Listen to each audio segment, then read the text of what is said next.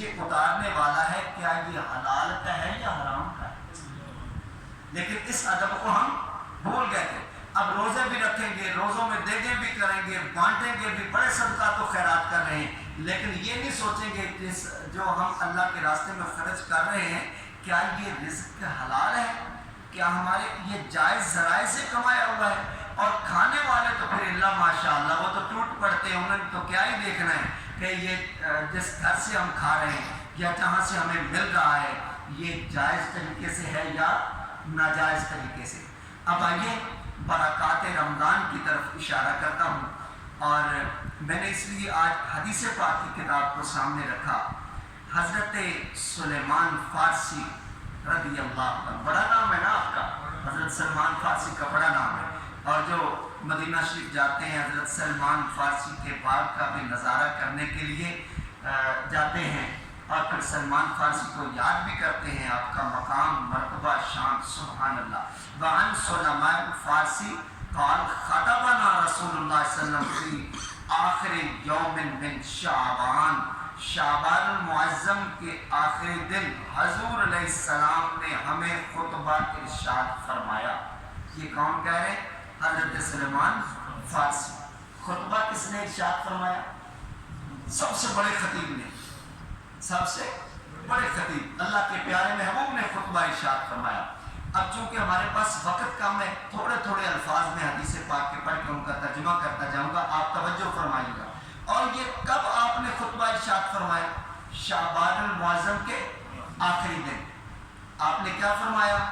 حضور علیہ السلام ارشاد فرماتے ہیں یا ایھا الناس, اے لوگو, قد اظلکم شہر عظیم شہر مبارک شہر فیہ لیلۃ من خیر من الف شہر. سبحان اللہ.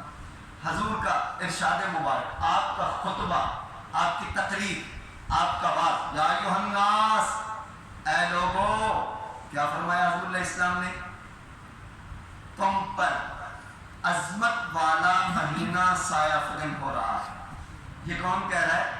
وما ينطق عن الهوى ان هو الا وحی یوحی کی زبان, کہ جس کی زبان سے اس وقت تک کوئی لفظ نہیں نکلتا جب تک اللہ کی مرضی نہیں ہوتی.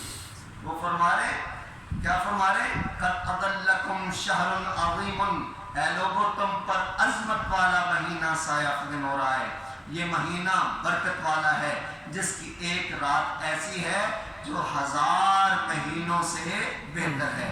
یہ مہینہ جس کے روزے اللہ نے فرض کیے اور جس کی رات کا قیام نفل بنایا, اور اس ماہ میں نفلی بھلائی سے قرب الہی حاصل کرے گا جو بھی, تو گویا اس نے دوسرے مہینے میں فرض ادا کیا.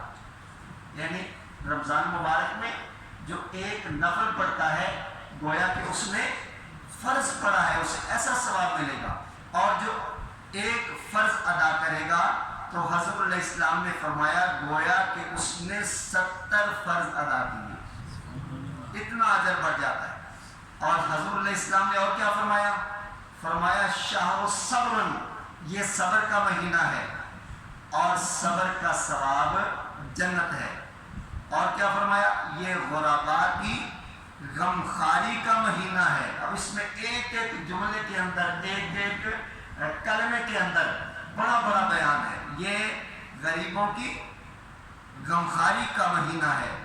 یہ وہ مہینہ ہے جس میں مومن کا رزق بڑھا دیا جاتا ہے. سبحان اللہ. اور من فطر فیہ صائمن, سبحان اللہ, جس نے اس مہینے میں کسی روزے دار کا روزہ افطار کروایا, کان لہ مغفرۃ لذنوبہ, اور یہ روزہ افطار کروانا اس کے سارے گناہوں کی بخشش بن جائے گا. وعتق رقبتہ, اور اس کو دوزخ سے آزادی مل جائے گی. وکان لہ مثل اجرہ من غیر ان ینتقص من اجرہ, اور یاد رکھو کہ جو روزہ رکھ رہا ہے اس کے اجر میں بھی کمی نہیں آئے گی, اور جو روزہ افطار کروا رہا ہے اس کے اجر میں بھی کمی نہیں آئے گی. قلنا یا رسول اللہ, صحابہ کہتے ہیں ہم نے کہا یا رسول اللہ, کلنا نجد ما نفطر بہ الصائم، ہر کوئی تو اچھی طرح روزے دار کا روزہ افطار کروانے کی سکت نہیں رکھتا. یعنی صحابہ نے یہ سمجھ لیا ہوگا اچھا کھانا ہو اور جی بھر کے کھلایا جائے، سیر کروا کے کھلایا جائے. تو صحابہ نے پوچھ لیا، فقال رسول اللہ صلی اللہ علیہ وسلم، تو حضور علیہ السلام نے فرمایا یعطی اللہ ھذا الثواب من فطر صائما علی مدقۃ لبن او تمرۃ او شربۃ من ماء. سبحان اللہ. اب غور فرمائیے، حضور علیہ السلام نے فرمایا اللہ یہ ثواب کون سا کرا کہ پورے گناہوں کی بخشش اور دوزخ سے نجات، اللہ یہ ثواب اسے بھی عطا فرمائے گا جس نے ایک گھونٹ دودھ کا کسی کو پلایا، جس نے ایک کھجور کسی کو کھلائی، اور جس نے ایک گھونٹ پانی کا بھی دیا. سبحان اللہ. اور ساتھ ہی کیا فرمایا، وَمَنْ أَشْبَعَ صَائِمًا، اور جس نے جی بھر کے روزے دار کو کھانا کھلایا. اور اس کے لیے کیا فرمایا، فرمایا سقاہ اللہ من حوض شربۃ لا یظمأ حتی یدخل الجنہ، اور جس نے جی بھر کر کھانا کھلایا کس کو، روزے دار کو، اللہ تعالیٰ اسے میرے حوض کوثر سے پانی پلائے گا. اور اللہ اسے جب یہ حوض کوثر سے پلائے گا جو میرا حوض کوثر ہوگا، تو پھر اسے پیاس نہیں لگے گی یہاں تک کہ وہ جنت میں داخل ہو. اللہ اکبر. تو حدیث پاک اور بھی اس میں بہت کچھ اللہ کے پیارے محبوب نے فرمایا. صبر کا مہینہ اور غرباء و مساکین کی خدمت و غمخواری کا مہینہ، اور اللہ سے بہت بڑے بڑے اجر پانے کا مہینہ، جس میں شیاطین کو بند کر دیا جاتا ہے، جس کا رحمت، مغفرت اور عتق من النار اللہ کے پیارے محبوب نے فرمایا. اور یہ جو ہے نا برکت کا اٹھ جانا، برکت نہیں رہتی. اگر کسی نے برکت دیکھنی ہو نا، اصل بات یہ ہے ہم ہر وقت اشبع رہتے ہیں، ہم ہر وقت کھانے سے پیٹ ہمارے بھرے رہتے ہیں، اور اس وقت تو گھر میں سوائے کھانے کے اور کوئی کام ہی نہیں ہے. ہر 5-7 منٹ کے بعد ہماری خواہش ہوتی کہ یہ مجھے مل جائے. اگر آپ نے برکت دیکھنی ہو نا، کبھی بھٹے کے مزدوروں کو دیکھیں اور چھپ کے دیکھیں اور چلچلاتی ہوئی دھوپ میں دیکھیں.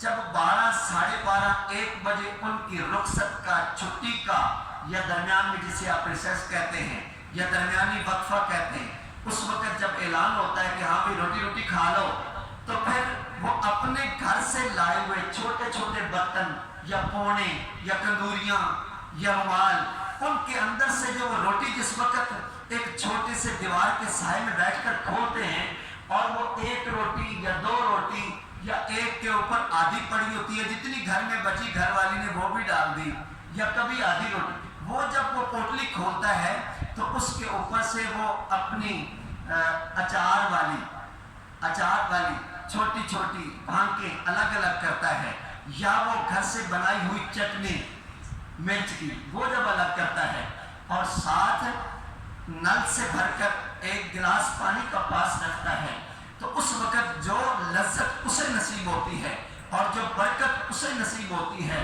وہ کیا آپ یہ میکڈونلڈ اور بڑے بڑے جگہوں پہ جا کے کھانے والوں کو وہ لذت اور برکت نصیب نہیں ہوتی.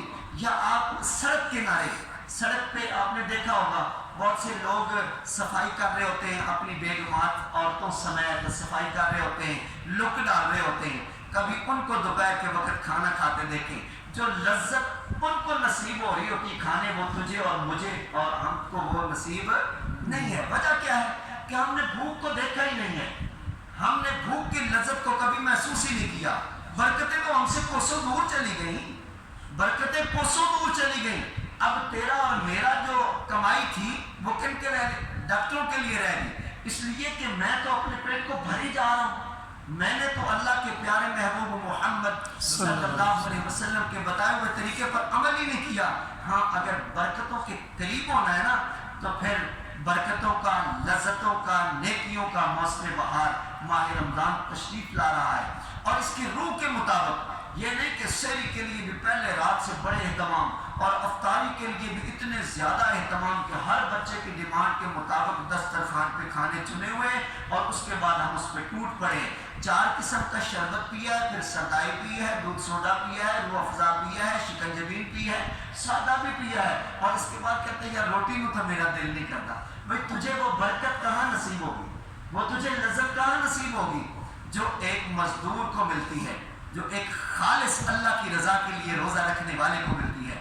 ہاں اگر تو روزے کی لذت سے بہرہ مند ہونا چاہتا ہے, اگر اللہ کی برکات سے بہرہ مند ہونا چاہتا ہے, تو روزے کو اس کی روح کے مطابق رکھ کے دے, اور پھر رات کو اپنے آپ کو رگید اللہ کی عبادت میں جاگ کے دے, اور پھر دیکھ تجھے لذت کیسے نصیب ہوتی ہے. قرآن پاک کو اکیلا پڑھ کر اس کو سمجھنے کی کوشش کر, اس کی 2-2 4-4 آیات کو پڑھ اور سمجھ, پھر دیکھ کے تجھے لذتیں اور برکتیں کیسے نصیب ہوتی ہیں. اللہ تعالیٰ سے دعا ہے اللہ رب العزت مجھے آپ کو ہم سب کو رمضان مبارک کی برکتیں عطا فرمائے, آج کے جمعہ کی برکتیں عطا فرمائے.